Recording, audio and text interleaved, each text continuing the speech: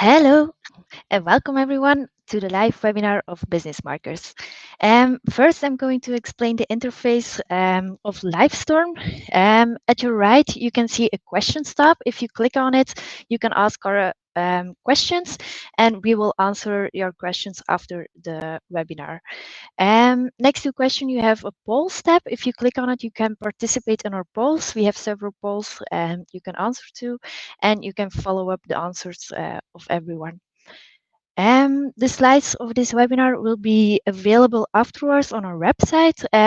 We will share the link with you after the webinar so everyone can watch the replay if they want to. Our guest speakers for today are Bob de Rijt and Valerie Busquet. They are both experts in strategy, branding, and customer experience, and they are partners at Business Markers. So now I'm going to pass the floor to Bob. Good morning, everyone. Also on behalf of myself and Valerie. Lynn just introduced us, so we don't have to spend any more time on that. What I would like to add to that is what binds Valerie and myself, and that is our shared passion for customers. For more than 20 years, we have tried to put the customer at the center of what we do. And since you've all decided to join us today in this webinar, then it's probably because you too are convinced of the importance of that customer and of the importance of improving the customer experience in your products and service. I'm going to start right away with the ending. What can you expect from this webinar? Well, there is a lot of talk about customer experience, and many books and webinars have been devoted to this. But in all of that information, what we see is that our customers and ourselves, we notice that there's often a lack of a concrete manual on how to really start this as a company, or if you're already a bit advanced in customer experience, on how to progress and how to even ameliorate. In this session, we would like to offer you some tools to start with CX, customer experience, in a 6-step process. So what we want to offer you is a structure on how you can approach it within the organization. And we will be satisfied in the end if you will have remembered 3 things of this presentation. The 3 crucial factors to successfully work on customer experience, which is being intentional, I love that word, having a deep empathy, and being result driven. Customer experience is not only about customer focus. It's not only about customer friendliness or your customer service. It is about the sum of interactions, not just what happens when they contact your customer service department or your front desk agent or whatever. It is the sum of all interactions during the journey, which is a key concept to which we'll return later on in this presentation. And above all, as you see on the slide here, it's about perception. It is about what customers think happened when they try to find out about your product, or when they bought it or used it or got help with a problem, and how they feel about it. By the way, when we talk about customers, we're not only talking about those who already made a purchase, but also about your prospects, about those who are still planning or wanting to buy it. Customer experience is the next competitive battlefield. It is where businesses are won or lost. And you all know the famous stories about the famous companies striving for that ideal experience today. Yeah? We've all heard about the best practices from Apple and Amazon and Starbucks, or closer by of Decathlon, Coolblue, Apple, name them. Huh? All of them put the customer at the center of their strategy, and all of them are customer experience champions with a clear commitment to delivering a superior customer experience. We also know the examples of the companies that forgot that and therefore lost and were replaced by companies that do better. Nokia is a classical one, Kodak is a classical one, or closer to home again, Trois Suisses, La Redoute, and even all taxi companies who lost their battles recently against Uber. If, as a company today, you do not think first about the deeper needs of your customer and adjust your operations accordingly, you open the door wide open to competitors and other solutions that better meet needs. Let me compare it to a restaurant. In a restaurant, the quality of the food is extremely important, must be good. So the kitchen and cooks They should deliver a good job. But the room staff is also of crucial importance and certainly no less decisive in the perception of a restaurant than those chefs. It's not just about the food and the products, it's a total experience where everything must be coordinated and in which people make the difference. And it is that total experience that will determine how strong your company or brand is. So a brand is not what you say it is. Forget it. Your brand is what they think of it.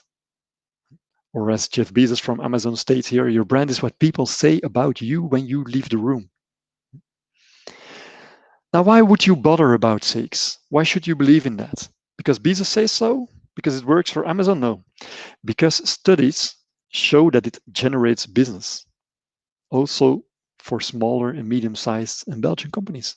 Both top-line growth as bottom-line cost saving through efficiency optimizations in your operations. Too few companies critically question their customer focus. Today still, 70% of purchase experience is not formed by the product or service itself, but purely by the customer experience that surrounds it. And 9 out of 10 dissatisfied customers claim to no longer want to do business with you after a bad service, after a bad experience. And some of you might be thinking now, yes, but we're already working on that. We're working on our customer experience, and we've got a customer service, we've got a complaint line, we've got a website where people can ask questions, and all of those people are doing a good job. Well, maybe not good enough yet. Consumers and customers nowadays want more effort. 87% of them expect companies to urgently pay more attention to this and put work into it. Since this year, 2020, and Corona and COVID will undoubtedly helped in this, between brackets, customer experience has overtaken price and product as the most important purchase criterion.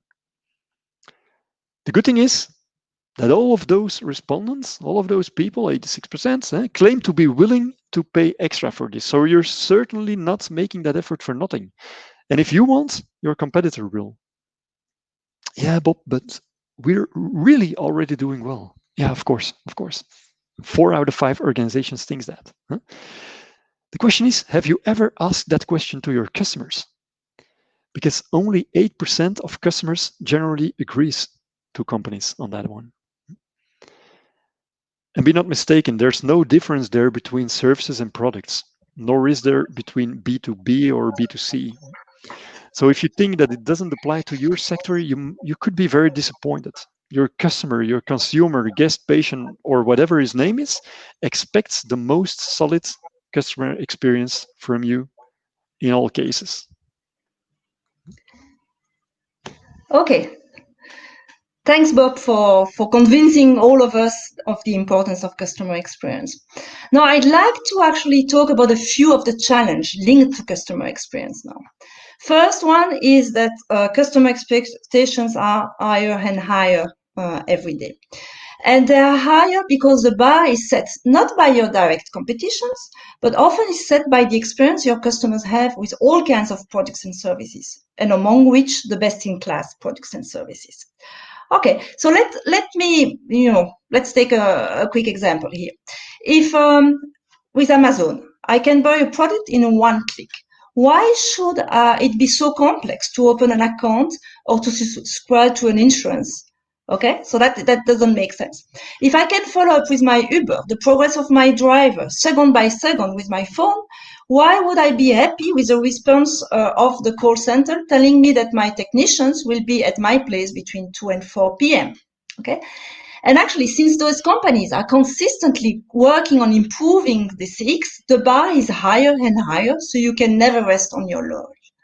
The second challenge is really that, as we said, the customer experience is the sum of all the experience customers has with your brand. And one single bad experience can have a disastrous impact on the overall experience perceptions. For instance, if when I get to the airport in Zaventem, my baggage gets lost, I will have a bad experience for my whole trip. And it's not the fault of Brussels Airlines, but it will show in my overall satisfaction of the trip.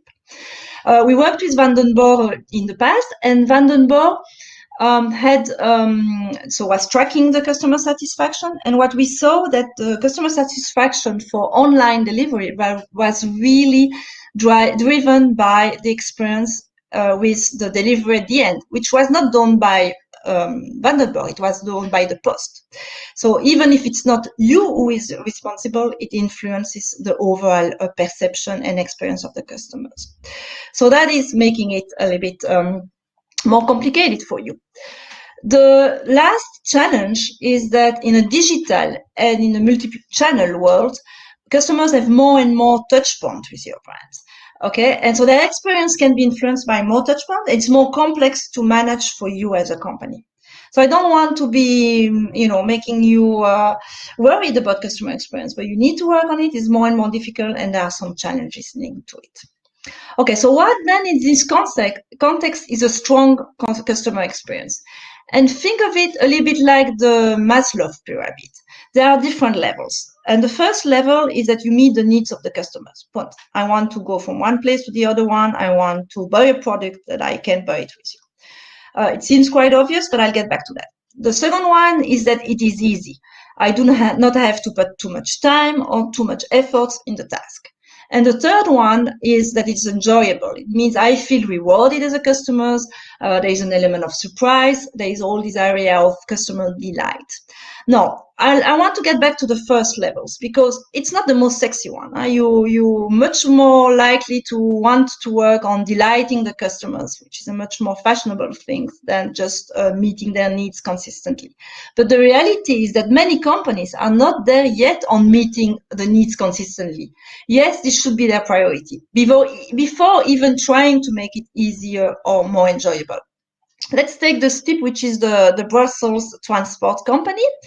There was some consumer research done for them, and it shows that the experience of the customers is really pending from the transport they use, whether they went with the bus or with the metro, on the station, on the time of the day. So they can work, and they do work, on making purchasing a ticket easier. With your phone and so on. They can work on making the trip more enjoyable with music, for instance, but their priority should be to deliver a more consistent experience, whatever the bus line you take or whatever the time of the day. So don't forget the first level.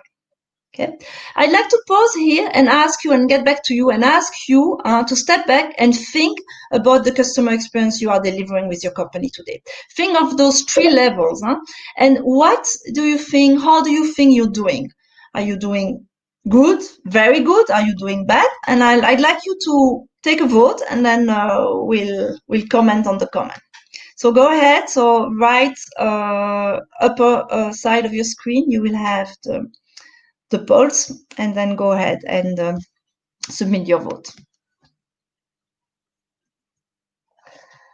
Okay. Let me leave it a few more seconds. Okay, so you are basically, most of you think you are already quite good. A few like optimist or courageous ones say that you are very good, and some realistic ones said that you are not there yet. Okay, let's then discuss how can you improve? How can you get your ratings to very good for everybody? The ingredients actually of a strong customer experience are well known, and they are broadly speaking the same. We have ourselves at Business Market organized them around 6 key ingredients. One is that you get your customer, your top management's commitment, customer understanding, vision, stakes management, process, and employee engagement. I'm not going to spend a lot of time there because what we want to do is to talk to you more about the recipe. If I continue with a cooking metaphor, to get a great dish, you need to know the ingredients, of course, but you also need to have a step-by-step recipe. This is what we propose to cover. Okay, so our model is 6 steps, and I will get back to those 6 steps. 2 things before we go to the to give you an examples on how those steps work is that it's important that to understand that they are important to know if you start, like in the recipe, if you have never cooked a cake, you need the recipe. But they are also important if you already have cooked a cake, and you might get, like me, frustrated that the cake deflates systematically when you get out of the oven. So you need to step back and look at your process and improve it. Okay, and if you already are a master of cake, I hope we can inspire you with a few tips to even get the best baker of Belgium next year. And they're also valid for B2B and B2C. Okay, what will change, however, according to your maturity level or according to whether you are B2B or B2C, is the complexity of the tools and the process you need to put in place to get it done. Okay, let's get to my case of Generali.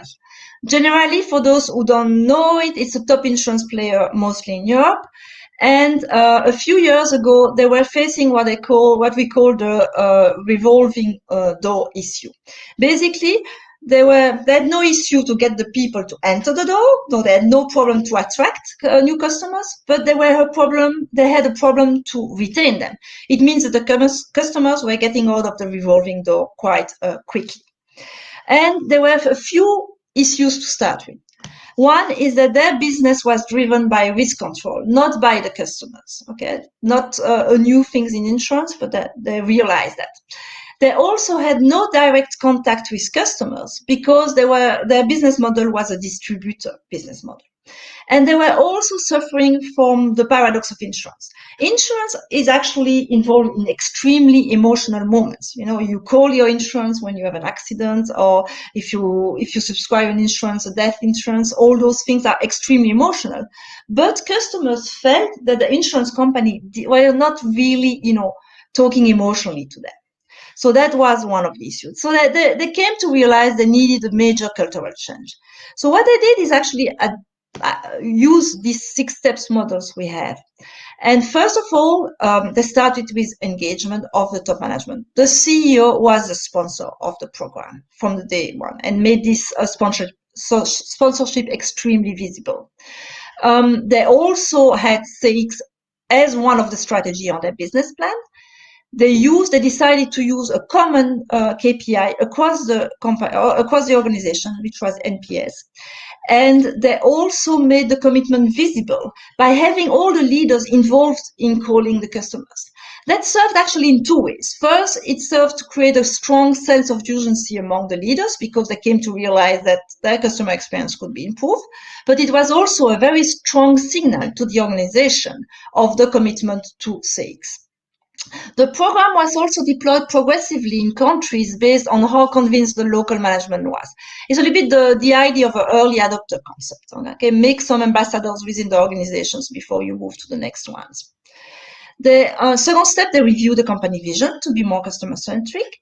Then on the empathize, since one of the issues is that they had no direct contact with their customers, they did invest in a solution to gather customer feedback both from their end customers and from their distributors. And the system in which they invest also made it possible to get a quantitative sense of the issues and the opportunities, and therefore to identify what they needed to work on in the next phase, which is the design phase. And on the design phase, some things that they've been doing quite well is to organize cross-functional teams working along the customer journey. So using the customer journey as a way to organize the work. And they also involve normal employees in finding solutions. In terms of implementing, they put in place what we will call later on the two levels systems. One, they use a system to set up automatic alerts to call detractors within 48 hours. And they also had all system with governance to follow up on the improvement they had identified in the design phase. And last steps, anchoring. They created dashboards for the different levels of the organization. They made a strong internal marketing to communicate about the program and the progress. And also put in place a recognition of employee based on the one who were doing a good job for retaining customers. And they've really fomented a culture in which each employee was empowered to come up with improvement ideas. And all that really turned around the business for Generali. Okay, now that we've introduced the model, let me get into more details for the first two steps, and then Bob will do the next ones afterwards. The first one is really to engage, to secure a strong upfront commitment of your management behind the investment in time and resources on CX management. Okay, when we talk engagement, I'd like to make a big difference. There is a difference between getting your initial buy-in of your management. Okay, you get some initial budget to start working on customer experience management, and to get really a strong long-term commitment of them. And that's not the same, and that's often an issue. And you see the issue because when there is a crisis, when there is a budget cut, then your CX program gets cut. And actually, we say that crises are moments of truth, and the COVID crisis is a good test on how committed your management is towards customer experience. Did they decide to cut on it, or did they invest even more on it? Now, how do you convince your top management, or do you get really commitment from them? First one is just facts and stats. That's what we try to do also Bob did in the beginning of the webinar. We shared with you some facts like that. There are plenty of studies from all the big consulting companies that demonstrate the impact of CX on results, and we're very happy to share some of them with you if you need them. The second one is to really go beyond statistics and share relevant cases. What is important there is not to share the traditional first-class students, but to also think about what is your challenge and what are the most real and relevant cases depending on your challenge, on your industry. So the similar size of industry, similar, challenge, all that helps making the cases relevant. The third thing is that you need to create a burning platform to get attentions. If there is no sense of urgency, people usually don't move. That's very human. So one way is confronting management with the reality of the experience. For instance, Harmonia, which is a group that manages senior residents, we did that with them by organizing a workshop on customer experience in an elderly home. So the top management slept the night before the workshop there and had to go and sleep in a room like a senior person's, get the breakfast they were getting. And that made them very aware when we started to discuss about customer experience on all the things that needed to be improved. You can convince with facts, case, and with all what we've talked so far, but it may stay outside the organization. So what is important is to show the interest for your company by raising the size of by raising awareness of the size of the opportunity. Here an example is Vandenborg in Belgium. What we did before we even invested in the program is show and demonstrate the correlation between the NPS scores and the number of visits and the value in the following 12 months of the customers for which we had the NPS. And the results were really kind of strong. We saw that there was a correlation of 0.9 between the NPS and the value of the customers. And then we could also show the impact of, okay, if we manage to move the people from one point, what is the size of the opportunity for Vandenborg? And it also helps us identify, okay, where are the priorities? Where should we first start? Where do we have most to win for Vandenborg? Okay.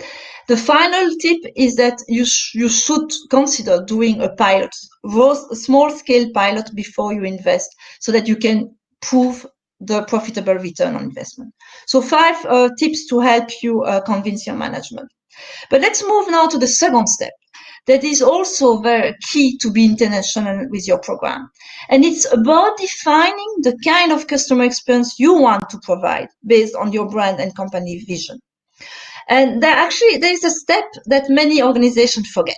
It's not just about offering a superior customer experience, or it's not just about, let's offer Amazon or an Apple-like experience. The numbers of times I've heard that in workshop, and it drives me crazy. First, because you are not Amazon, you are not Apple, and maybe it's not the right customer experience for you. Okay, so make sure you think strategically about the customer experience you want to show. And I will explain that with the Jeep case. Okay, Jeep, if you think about Jeep, you think about adventure. All the advertising they're doing sells a world of adventure. It attracts people who dream of, driving in mud and snow. But actually, when you get to the showroom of Jeep, you get a slightly different feeling. It does not feel adventurous at all. Basically, it looks like any other car dealer. The representative with his costume and tie, he could be working for BMW, for Audi, or for any other company. And frankly, it's very far from the adventures the brand is selling. So what you would expect is the showroom to look a little bit more like that. Okay, so that is really what, but for that, you need to be intentional. You need to think about the customer experience. So what these examples show is the importance to have a clear vision. So what you need to do as a marketer is move from what is my brand vision to what is my customer experience strategy. Okay, very clear and specific strategic choice for the six. A good example of that is Ikea. So if we take Ikea, the vision of Ikea is to create a better everyday life through affordable design. And that is translated in a clear vision for the six. The six needs to be inspiring. You need to inspire customers with practical ideas for better everyday life. They also want to make it easy for the customer to do their part, because having the customers do their part is a key way to make it affordable. And they also need to cater to many people. They need to offer service when people need it. When they need transport, when they need help to assemble, they need to provide those support. Okay, so that was the second step, and I hand over to Bob to cover the following one. Yeah, thank you, Valerie. The third step in our model is empathize, showing empathy. Many companies have recently become very focused on operational excellence, continuous improvement, efficiency increasing, internal cultural trajectories, and things like that. Fantastic. But when your eyes are focused on the organization, your ass is facing the customer. Too much focus on your operational excellence makes you forget the one thing you started for, which is the customer. All of your strategies are doomed to fail if they don't start from putting your customers first. A satisfied customer is the best business strategy you can have. And today, every organization should have a genuine intention of really getting to know its customers in depth. It's not an insurmountable task. Getting to know your customer requires an outside-in approach. You can't come up with that yourself from behind your desk or from a conference room. You really have to bring the vision and opinions of your customers into your companies and businesses. Put yourself in the shoes of your customers to understand what they are trying to achieve, their main needs, wants, what they experience during their customer journey. And for this, you probably know there's two classical tools in customer experience management, which we'll quickly want to show you. The first one is a customer persona model. That's the job to vividly describe a kind of a typical customer, a modeled customer. It's focusing on their goals, on their needs, on their frustrations, and there's many templates for that available. Probably you've worked with some of you, or you're seeing some. A simple search on Google will get you dozens of good templates that all look alike. Right? Important when defining persona are the four following things. It's to first define whom your most valuable customer segments are, then to conduct a few interviews with those people in those segments to really get to know their in-depth needs. Then thirdly, use agreements to create customer personality, and then finalize it. Finalize it with adding quotes and bring this person to life, add a picture to it, make it vivid. Right? The second tool is a customer journey model. That basically is a diagram showing the different stages a customer goes through when interacting with a company. Also, there are many different templates available on the internet for this as well. We do share our basic version on our website. All of the websites, by the way, that we use are to download for free on our website there. Right? You can just go there and take them off. Customer characters and journeys deserve a webinar about themselves, but since a lot has been written and said about them, and we want to paint a full picture here of the approach, we won't get into the details now. Now, empathy and deep empathy is not about gut feeling, nor is it a one-time exercise to create persona or a customer journey. It's about constantly studying and measuring the perceptions and feelings of your customers. Measuring is therefore an extremely important element in it. The question is how to measure. And to start measuring, you need to know what you want to measure. Kind of a busy slide here, but basically it comes down to the following two things. We separate relationship measures from transactional measures. Relationship measures measure the customer experience across all interactions and are measurements that you typically take periodically. Net promoter scores or customer experience indexes are two classical and good, often used methods for that. Transactional measures, on the other hand, measure the experience at the different touch points during the journey and are more of a continuous measure. Customer satisfaction scores, customer effort scores are two examples of that, but also NPS or CXI in more depth could be used for that. Most important message here probably is that it's important to have a good mix between relationship and transactional measures. As you see also on the example here, it's important to align your listening strategy and your research with the entire customer journey. In this one, there are 7 steps, and we've got the listening strategy for each and every step. Sometimes with setup studies, sometimes simply by questioning our own technicians who receive on a daily basis feedback from customers in the field, or by reading out the transcripts, the conversations that our customer service team has with customers. There's in most companies, there's a lot of insights which you'll just have to reassemble and just bring them together. If you go, for example, through customer reactions on your social media or phone calls that come in at the reception desk and so on, it doesn't have to be rocket science. The power lies in bringing together all the input received within the company, right? And what is then crucial is that it's not about a score. Take NPS, for example. In many companies, NPS is monitored on a monthly basis. And every time the new score is available, typically the marketing team, I've been there, proudly sends an email to the entire organization. Our NPS score this month is 25. So what? Probably even posters are hung up on the toilets, etc. But what does this 25 mean? What's behind that number? Scores are only useful if you know what's underlying. Only then you can actually do something with it. And so you've got to deep dive in those numbers first. And working with NPS, for example, this means that you need to know how many promoters there are, how many passives there are, how many detractors are behind the figure. Already just that makes a big difference. And how has that evolved versus the past? Why? And then why again? And why again? 5 whys. So you've got to get to the level of the pain points and the satisfaction drivers. What are the root causes of a certain figure?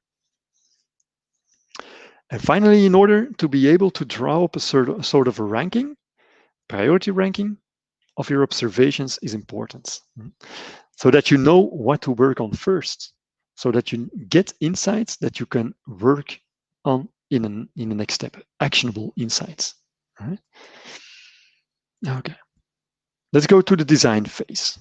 Until now, until this empathize phase, we were still looking at things from the customer's point of view, which is extremely important. Now we will kind of change our lenses and we'll turn that around and start approaching things from the point of view of our own organization. In the design phase, you will take the necessary actions to improve the customer experience. Note, it's not a simple task. It's not something you do quickly.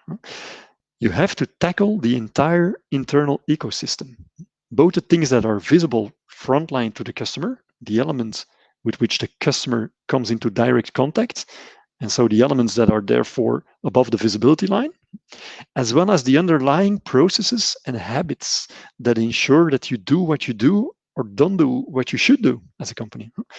Processes, systems, business structures, internal cultures, rules, budget restrictions, name them. For that, you've got to dare to dig deep, which is exactly, by the way, why you need that all-important full buy-in from top management in the first engage phase we showed you. Because often you've got to shake a few trees within the organization for this. And let me point this out with an example of Disneyland Paris. Their challenge at a certain moment, their opportunity as well, was to improve the booking of a stay through their website.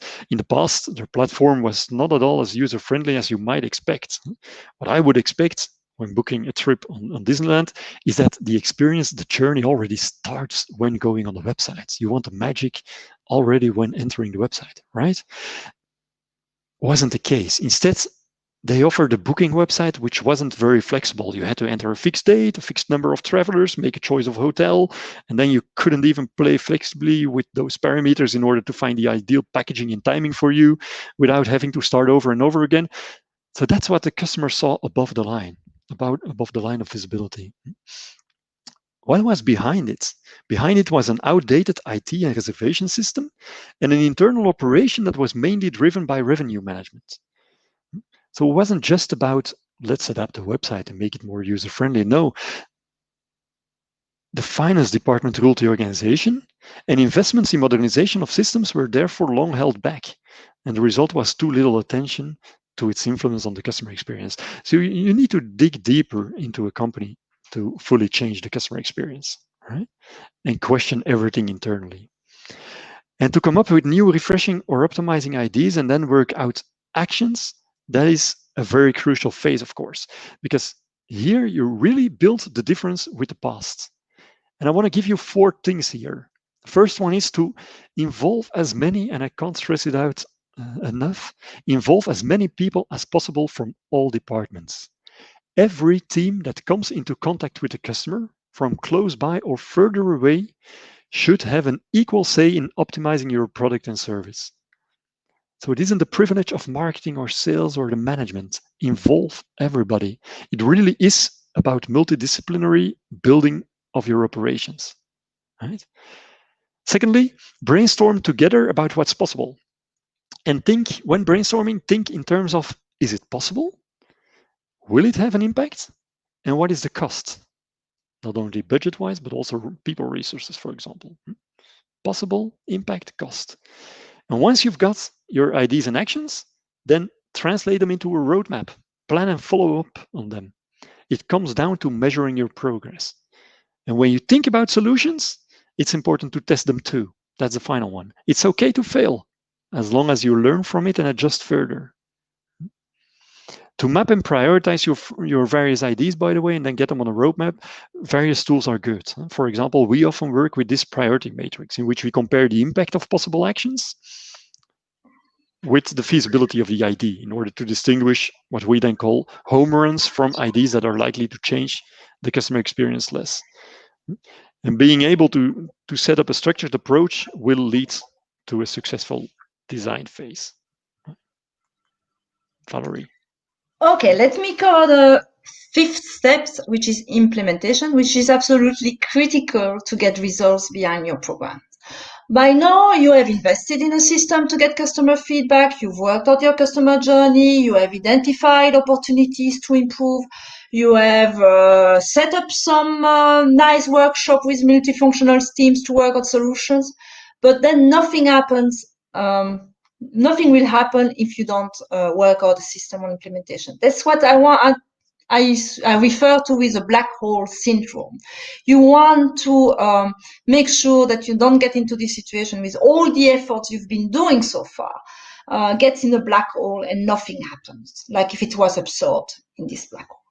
So lack of follow-up on transformation, the learnings and the plan into action is one of the most frequent issues we face with customer experience management.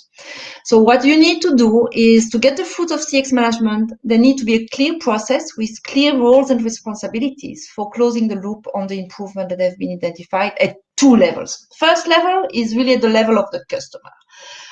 It's the customer, we say feedback is a gift. So the customer has taken the time to give you feedback, and following up on the feedback you receive is absolutely key. First, to make sure that the customer feels valued, and also to make sure that you get results behind this and you reduce churn. Now, depending on your business, you probably can't follow up with each customer. I'm not telling you need to call every single customer who gave the feedback, but you need to have some rules on how you're gonna follow up. Who are you going to follow up with? For instance, you decide to call all detractors, or you decide to call all the customers which are in a certain segments and just to send a mail to other ones.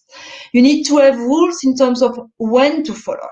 For instance, generally, they had set the rules that they need to be done within 48 hours after the feedback.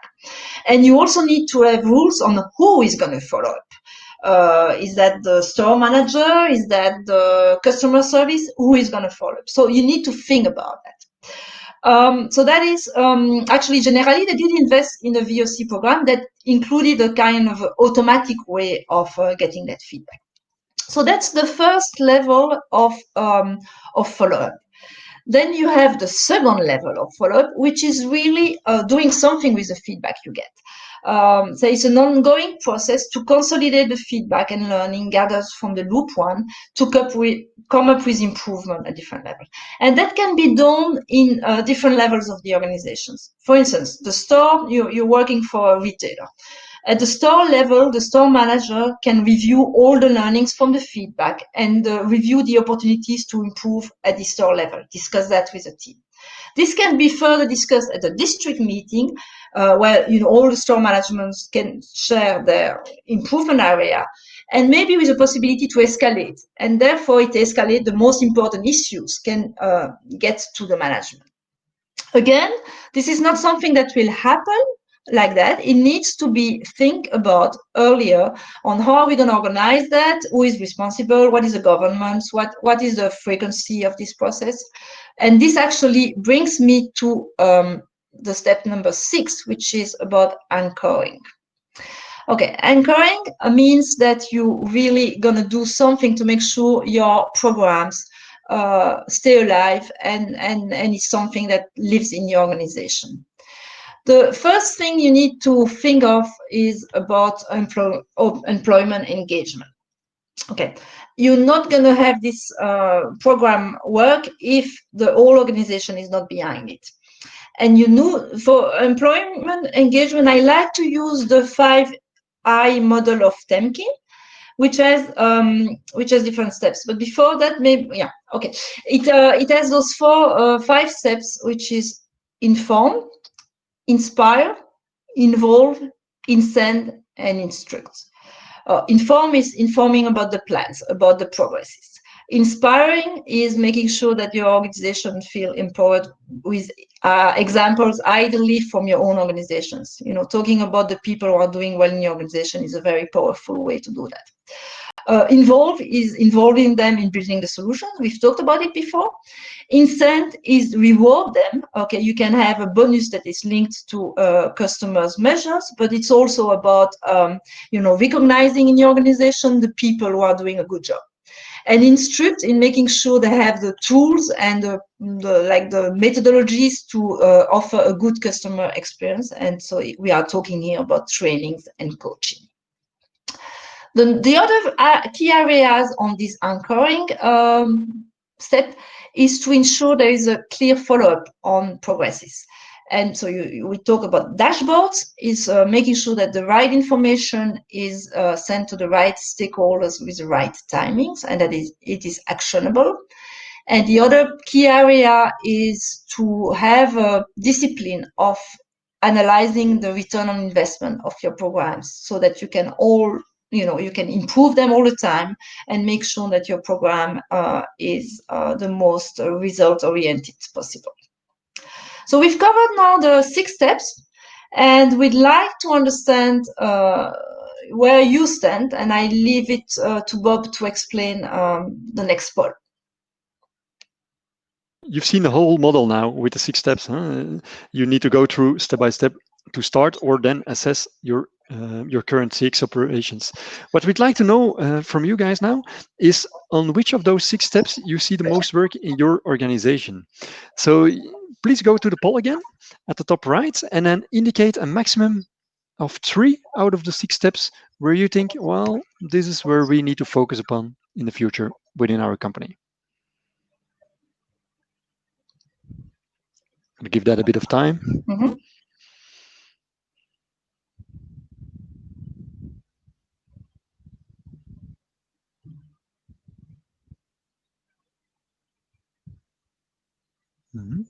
Responses are coming in. Giving it a bit more time.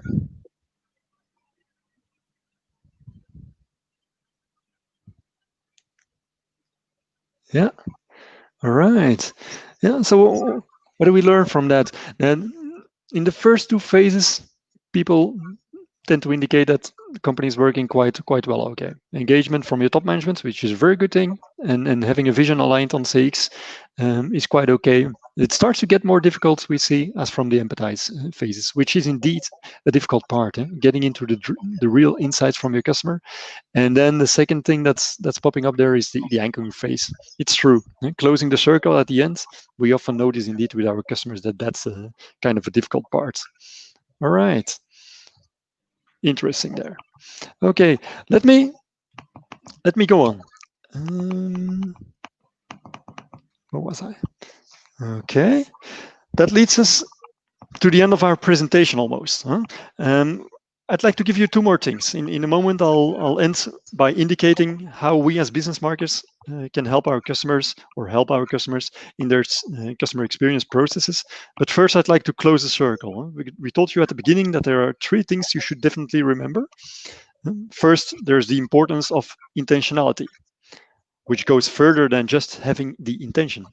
That also means that you really want to go for it. And it is important to have your top management on board, to have a joint organizational vision on CX, and to attract everyone, to involve everyone. Secondly, we've been speaking about the importance of deep empathy with your customer. Understand the drivers of your customer, including what lies beneath the surface, and therefore what lies behind the numbers. Remember? And so you can design actions that are based on outside in insights, which you will then deliver inside out by profoundly adjusting your organizational processes, your structures and habits. And then thirdly, there's a need for result-oriented work. Initially by working on those actions that make the biggest difference, and then by avoiding blind steering, which you do by measuring relational and transactional. And finally, what I'd like to point out on this one is the arrows around it. It is a circle. It's a circle that keeps on turning, a story that's never finished.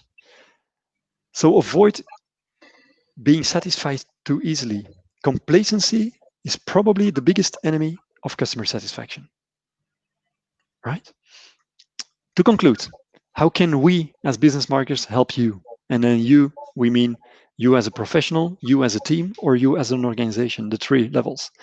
In the first instance, we'd like to give you some tools. You've been all following the webinar, for which we very much thank you. And that's why after the webinar, today or tomorrow, you'll receive a follow-up email from us containing a survey. And this survey is a more in-depth survey of what we quickly polled here during the webinar. It assesses the customer experience maturity of your organization. And after you'll have filled out these, and after we will have processed all of the results, you can expect an email from us next week with the results and practical tips on how you can get started within your company. And for those who would like to take it a step further afterwards and really want to work on a thorough review and optimization of their CX management, we would like to visit you and explain our approach in more detail anytime. All right? So you've seen the basis of our approach in the 6 steps. Transversely, we work tailor-made in the processes with our customers towards a result in function of their specific CX maturity. For organizations that are still at the beginning of the exercise, we've got a different approach, of course, than for mature organizations. We call that structure, elevate, and champion. With the first ones, the structure ones, we start with really setting up the basics, while with the latter, we work on how to become champions, how to go from good to great. And I said, we're happy to drop by if you've got questions about this. If you would provide the coffee, we will bring the cookies, right? This brings us to the very end of our webinar. And I'd like to have a look now at the Q&A and see if there's any questions there, Valerie, that we can answer. Yeah, I see one, which is one classical in those times, is about, we've talked a little bit about the COVID, but what does it change on our model or on the steps? And I'm very happy to answer that questions. Basically, like the COVID crisis, I think affects your different steps in different ways, because for step one is a moment of truth, your management commitment. So it's really a moment where management needs to reinforce this commitment, because if they don't do it at that time, it will be a sign for your customers and your employee that they're not really committed. I think one step which is also quite important in this context is these steps on empathy, because your customer journey has been affected. If you think about going to a store today, there is a big change in your customer journey and what is important for customers and so on. So having the agility to look at your customer journey and see how it's affected, see how the customers, is suffering from the crisis in the different steps, and what could we bring, is very important. And you need probably to have in place the agility to design solution quickly. So all the process we've talked about, how do we involve people, how do we get people to come up with solutions, the agility, the ability to have this process working quicker is important. And I think there's one other thing that struck me in this whole COVID crisis is the importance of the employee, and actually the importance of taking care of your employee first to make sure they can take care of your customers. And that became very apparent with the crisis. And we talk about the symmetry of attention in French, but that was even stronger with the COVID crisis. So those are the few things I can think of. So make sure you continue to work on the basics, but in a more agile way is my recommendation. Thank you. Well, let me handle a second question coming from Thomas on sustainability and what is the importance or the impact of sustainability, he asks, on customer experience. A good one as well. There's it's quite simple as such. Sustainability nowadays, of course, is a hot topic and should be a kind of a basic sanitary condition to work on as a company. It is only when you work on it fully as a company and get it kind of installed culturally within your organization that you can then start to decide what you want to do with it in your customer experience. The most important thing in your customer journey, in your experience with your customers, is to be honest as well and to stay true to what you are. If you're not there yet on sustainability, ecology, all of those things that you want, then don't pretend to be. Be honest in all of the steps and act upon what you can act upon. That I think is an important one. All right. Other questions we'll be happy to answer in person. If there's any, there's a few others which we'll come back on one-to-one. With that, we'd like to finish in time. So we'd like to thank you very much for your attention and being with us. As said, as promised, you'll get an email from us with a survey. If you'll fill it out, you'll get the results and you'll get practical tips and tricks. And we're always happy to come by for a coffee. So thank you very much. Enjoy the afternoon and the sunny weather. Bye-bye. Bye-bye.